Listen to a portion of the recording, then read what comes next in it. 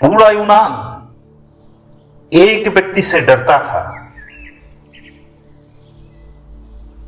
वो डर इसलिए नहीं था क्योंकि वो व्यक्ति क्रूर था, परंतु यह डर इसलिए था कि वो व्यक्ति इतना ज्ञानी था कि उसके ज्ञान के सामने सबको नतमस्तक होना पड़ता था। वो व्यक्ति डायोजनीस था। डायोजनीस से यूनान के व्यक्तियों को डर था। यह डर इसलिए था क्योंकि सत्य को सत्य बोलने का क्षमता पूरे यूनान में अगर किसी के पास था तो वो डायोजनीस था। वो ढोंगियों की तरह, भीखमंगों की तरह कभी रहता नहीं था। वो आजाद था और खुले प्रकृति के नीचे उसका दरबार था। वो रहता था बिल्कुल राजा की तरह, परंतु पड़ा रहता था समुद्र किनारे। चाल उसका था राजा की तरह, लेकिन उसके पास कोई राज वस्त्र नहीं था। उसके चरणों में कोई कोमल जूते नहीं थे।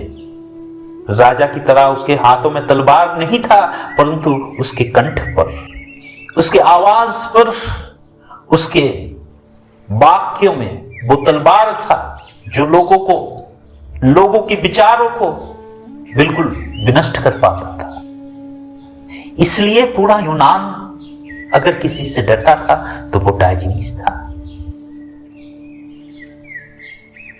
डायोजनीस जब एक दिन समुद्र के किनारे सर्दी के सुबह सूरज की किरणों तले पड़ा रहा था, तब 4 व्यापारी डायोजनीस को देखकर प्रलोभित हुआ। ये 4 व्यापारी बाजारों में लोगों को बेचा करता था। तभी भी यूनान में दास प्रथा प्रचलित था। लोगों को खरीदा और बेचा जाता था।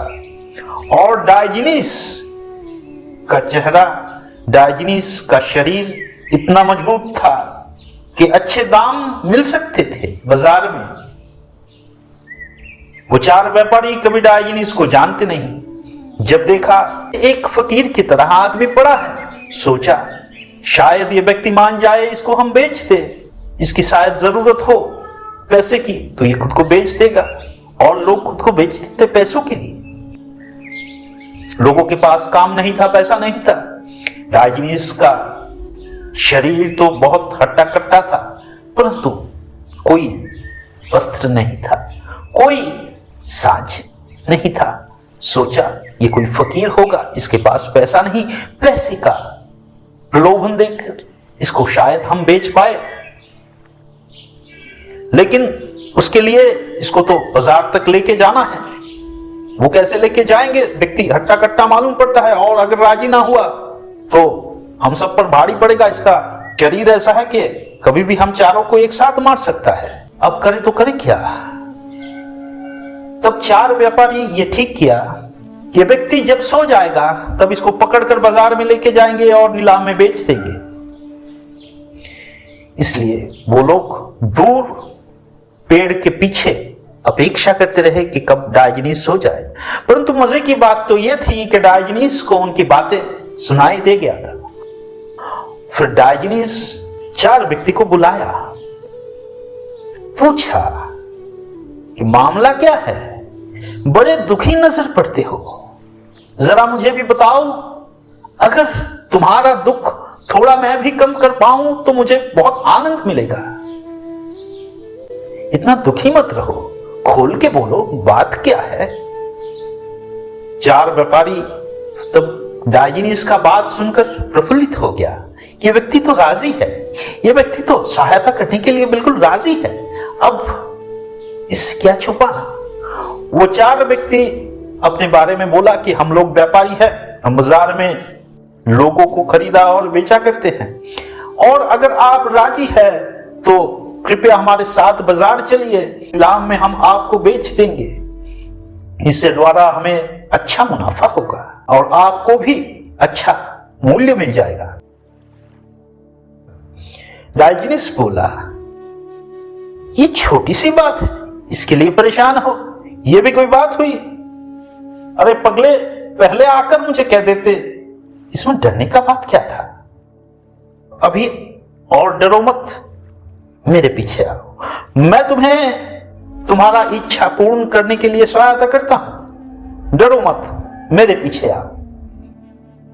ये बोलकर डायोजनीस धीरे धीरे बाजार की तरफ आगे बढ़ने लगा, जैसे अपना राजा की चाल, जैसे अपना ही देश, अपना ही शहर, अपने ही लोग है सब, ऐसा भाव, ऐसा चाल। चार व्यापारी डर डर कर डायोजनीस के पीछे चलने लगे। डायोजनीस जब बाजार पहुंचा, सब देखकर चकित हो गया कि चार व्यापारी पीछे और ये हट्टा कट्टा व्यक्ति आगे चल रहा है, बिल्कुल राजा के चाल में। है कौन ये व्यक्ति? होगा कोई राजा का आदमी या फिर शायद राजा। ऐसा चाल तो राजा का ही हो सकता है। फिर ये बाजार में क्या कर रहा है? लोग चौंक गए। तब चार व्यापारी नीलामी के पास गया और कहा कि इस व्यक्ति को हम बेचना चाहते हैं, कृपया बंदोबस्त कीजिए। डायोजनीस बोला, रुको, तुम्हें चिंता की कोई बात नहीं, और नीलामी भी बेचारा क्या करेगा? मुझे अपना काम खुद करना पसंद आता है, किसी का सहायता मैं नहीं लेता। ये बोलकर डायोजनीस वहां नीलाम की जो पटरी था उसके ऊपर उठा और उस महावेदी के ऊपर खड़ा होकर कहने लगा, ये बाजार के भीख मंगे और नौकर चाकर, यहां पर एक राजा खड़ा है बेचने के लिए।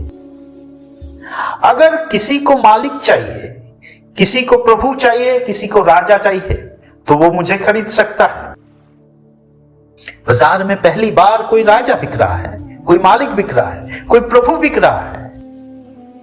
इतने दिन तक तो नौकर लोग बेचते थे, आज पहली बार तुम्हारे लिए कोई उपदेशक अपने आप को बेचने के लिए प्रस्तुत है। कोई सुधारकार, कोई राजा, कोई परिचालक, कोई मालिक तुम्हारे लिए प्रस्तुत है। अगर तुम लोग दुर्बल हो, जिंदगी में भिखमंगे हो, तो मुझे खरीद सकते हो। उस बाजार में खरीदने के लिए दूर देशों से राजा आते थे। एक राजा को तो ये बात समझ में नहीं आया, परंतु आदमी पसंद आया, इसलिए उस राजा ने डायोजनीस को खरीद लिया। जब राजा ने डायोजनीस का मूल्य पूछा, तब डायोजनीस कहा, तुम वो शख्स नहीं जो मेरा मूल्य दे सके। दुनिया में ऐसा कोई आदमी नहीं होगा जो मेरा मूल्य दे सकेगा। इसके लिए मेरा कीमत मत लगाओ, वो तुम्हारे बस की बात नहीं है। होगे तुम किसी देश का राजा, होगे तुम दुनिया का राजा, पर मेरा कीमत लगा सको इतना महान तुम होगे नहीं। इतनी क्षमताएं तुम में अभी तक पैदा नहीं हुआ कि तुम डायोजनीस को खरीद सको। परंतु ये चार भूखे नंगे आदमी व्यापारी है, इनको पैसे की जरूरत है।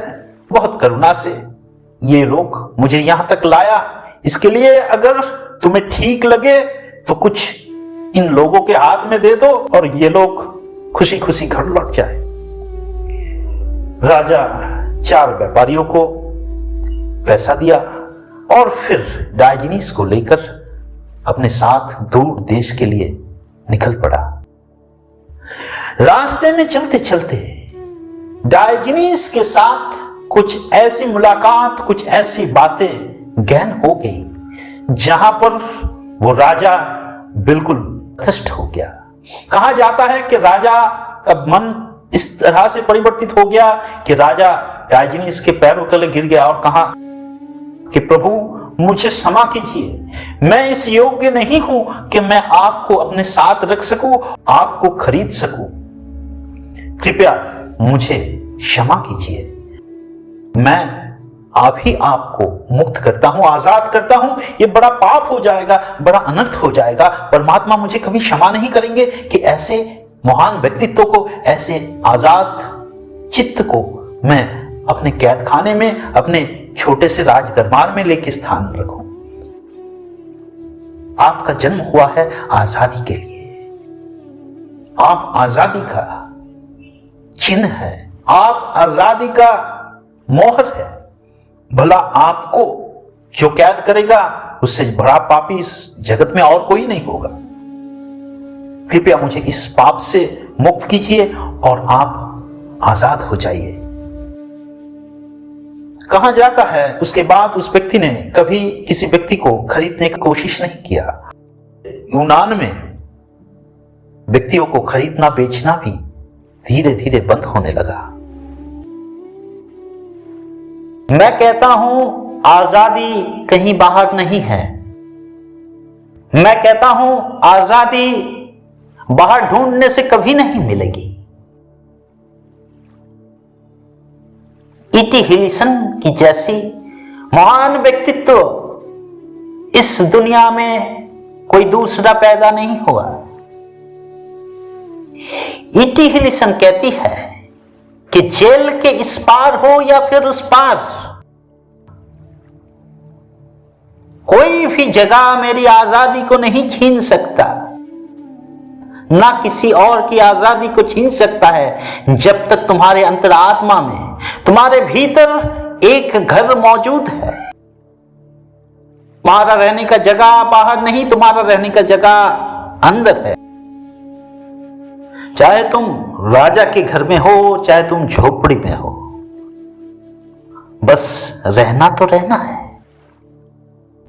परंतु तुम्हारा जो स्थायी में घर है वो तुम्हारे मन के अंदर है, जहां पर तुम्हारा बसन है, जहां पर तुम्हारी स्थिरता है, जहां पर तुम ठहरते हो, रहते हो, वो तुम्हारा मन है, वही तुम्हारा मंदिर है।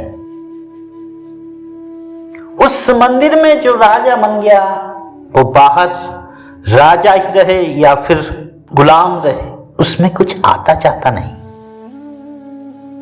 सब भीतर है। डायोजनीस को फर्क नहीं पड़ता था कि बाहर परिस्थिति कैसी भी हो, वो हमेशा राजा ही था। वो राजा की तरह जीता था। बाहर लोग उसे खरीदे, बेचे, जिए, मरे, उसे फर्क नहीं पड़ता था, क्योंकि उसने अपना अंतरस्थल को पा लिया था। उसने अपना सत्य खोज लिया था। इस घर को तुम्हें भी खोजना है। जो व्यक्ति अपना सही बस स्थान, सही रहने का जगह, सही घर खोज लिया, वो बाहर के लिए परेशान नहीं होगा।